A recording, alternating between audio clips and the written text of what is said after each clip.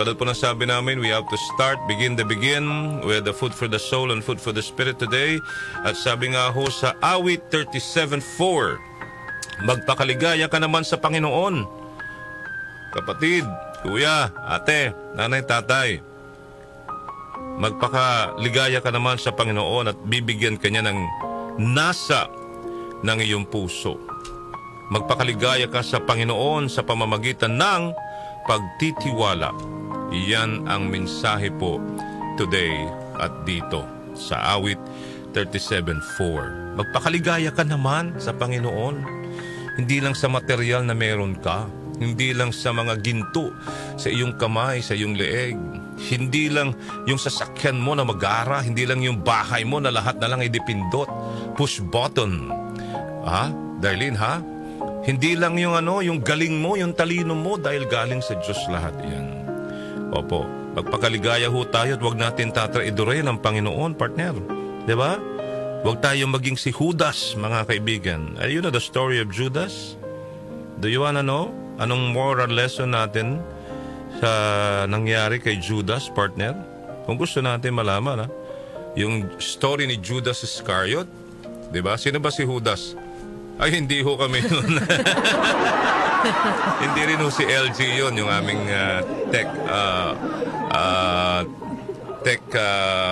anong tawag dito? Legend. Ay, ano ba tawag doon? Magaling kasi itong batang to eh. No? Hindi rin ho si JB, no? Hindi rin Judas yan. Hindi ho. Si Judas Iscariot is one of the disciples of Jesus, mga kaibigan. One of the 12 disciples of Jesus who, anong ginawa niya? Betrayed him. In Tagalog, nagtaksil. Tinaksil, nagtaksil sa Panginoon. For what? For 30 pieces of silver. Okay. So ano po yung moral lesson po dito? That is what you call, we can say, relevant even until today. Diba? Oh, kilala nyo na si Judas. Diba? Alam mo si Judas kasi, ano yan eh? Reklamador yan. Laging may reklamo yan kay Jesus din. Kay Judas. Pero bakit nga ba kinuha niya? Na maging disipulo. Anyway, moral lesson po kay Judas for today is number 1, greed. Inggitero kasi si Judas eh, mga kaibigan eh. Inggitero din eh. Diba? At gusto niya yung, tinan mo, diba? Binenta niya yung Panginoon Diyos. Si Jesus, mga kaibigan, for 30 pieces of silver. Sabi po dito, the moral lesson na matutunan natin kay Judas Iscariot, one of the disciples, is it can lead us to destruction. Greed can lead us to destruction. Judas' love for money ultimately led him to betray Jesus. Dahil sa pera, ipinagpalit niya ang kanyang master, ang kanyang rabbi. Itinuturo po sa atin dito that an obsession with wealth or material gain can cloud our judgment and lead us to make harmful choices that hurt ourselves and others. Betrayal, partner. Diba? Dahil sa greed. Ano ba ang greed? Pagiging sakim. Sakim. Yan. Number 2, mga kaibigan, na moral lessons about Judas Iscariot is that betrayal harms everyone involved. Betrayal harms everyone. Diba? Judas, betrayal of Jesus caused great pain not only to Jesus and the disciples but also to Judas himself. Pati siya, partner, bumalik sa kanya eh. Diba?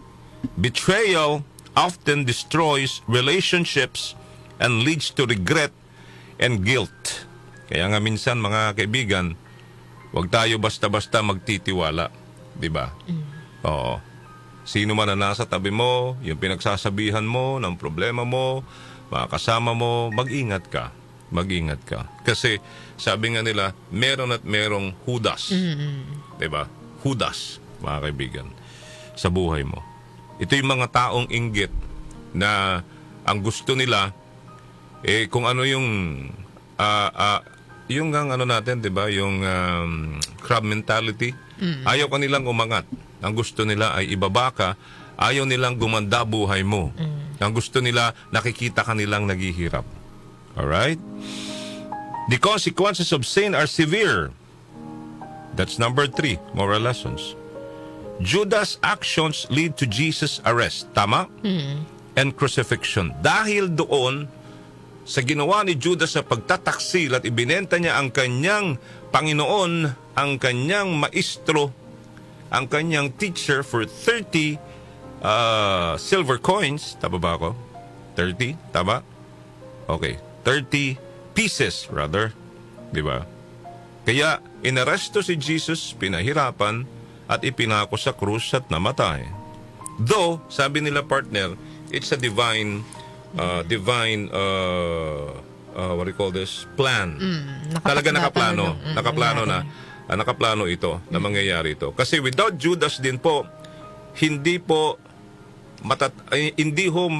magkakatotoo ang misyon ni Jesus sa mundo. So save us. Siya ba yung parang nag-hesitate pero sabi ni Jesus, gawin mo na? Gawin mo na. Yes. Siya yung humalik, diba?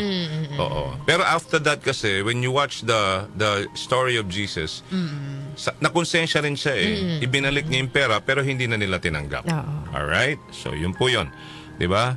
Though part of divine plan, ito pong storyang ito ni Judas reminds us that our choices, even small ones, maliit man yan o malaki, can have far-reaching consequences.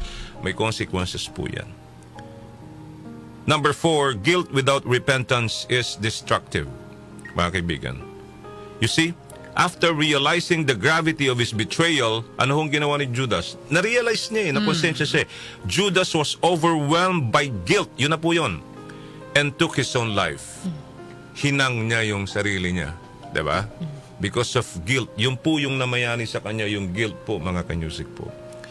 So, itinuturo po sa atin dito, instead of turning to God for forgiveness, he despaired.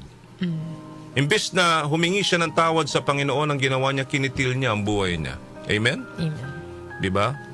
So, ito po ay lesson sa ating lahat that it teaches us that while guilt is a natural response daw ho, okay, to wrongdoing, kasi nag-guilty ka sa ginawa mong mali, tama? Diba? We should seek forgiveness. Even sa tao, partner. Halimbawa, diba, nagkamali ka, guilt ang papasok sa iyo, tama? Hindi masamang humingi ng tawad, hindi baba ng tingin sa iyo. Lalaki ka man o babae, mataas man ang posisyon mo o hindi. Di ba? Okay? So learn from that mistakes and find hope in God's mercy, mga kaibigan. And find hope for God's mercy. And number 5, true love and loyalty matter for more than personal gain. True love and loyalty matters more than personal gain.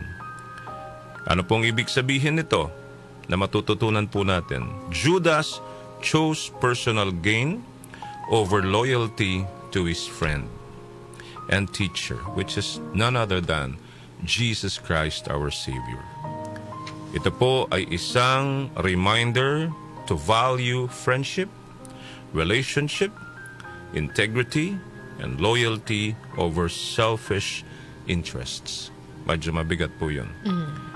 This serves as a reminder, what Judas did is a reminder to value relationship, integrity, and loyalty over selfish interests.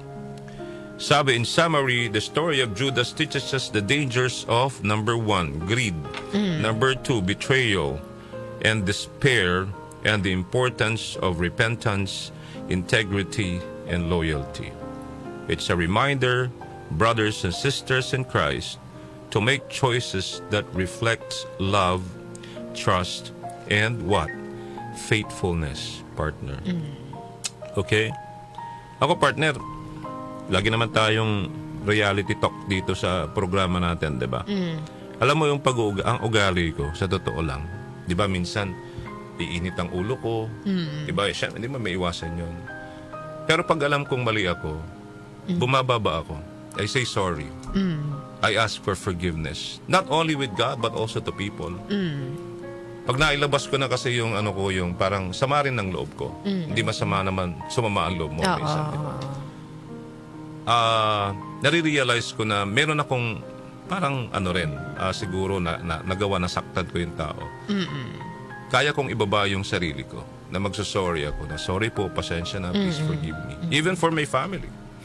Diba? Sana ganun din ho tayo. Even ikaw, alam ko ganun kayo. Pag ikaw ang nagkamali, ay pasensya na. The word pasensya is okay na yun. Yes. Diba? So sana ganun tayo. No? So for this, sana po we chose to be loyal. What else? We chose to be sabi nga ho nila, with God.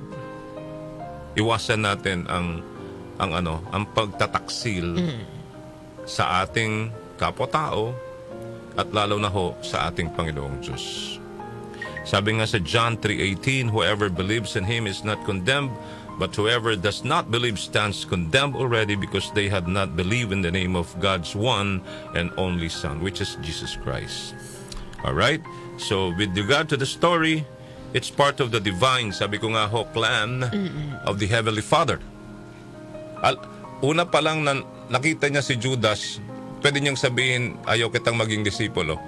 But kasi alam niya na, di ba? Sabi nga sa atin iniisip mo palang partner, alam na ng Diyos kung anong problema mo. Idadasal mo pa lang sa Kanya, hihingi mo pa lang sa Kanya, alam na ng Panginoon kung ano yung problema mo. Amen? Pero because of love, because of what you call free will and freedom, di ba? Hinahayaan niya tayo para ma-realize natin ang mali natin at manunumbalik tayo sa Panginoon. Ganon ang ginawa niya kay Judas. Pero at the end of the day, di ba?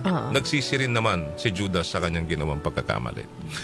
Okay? So, yun po mga kaibigan. Sana mamayani, uulitin ko, mamayani sa ating puso yung pong aking binanggit kanina, which is